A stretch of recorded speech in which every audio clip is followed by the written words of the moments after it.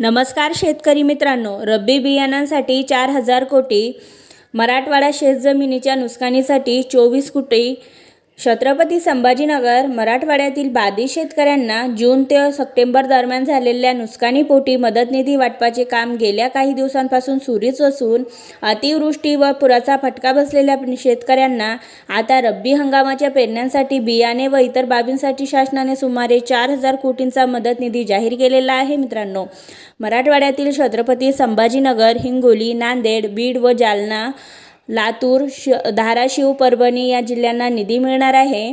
तर विभागातील खडून गेलेल्या जमिनीच्या नुकसान भरपाईसाठी 24 कोटी 63 लाख रुपये जाहीर करण्यात आलेले आहेत. मित्रांनो, पिकांच्या भरपाईपोटी 4,051 कोटींचे अनुदान शासनाने मंजूर केले असून 29,33,000 शेतकऱ्यांच्या खात्यात डीबीटीद्वारे 2,086 कोटींचा निधी जमा करण्यात आलेला आहे. मित्रांनो, अतिवृष्टीमुळे मराठवाड्यात 32 लाख हेक्टरवरील पिकांचे नुकसान झालेले आहेत.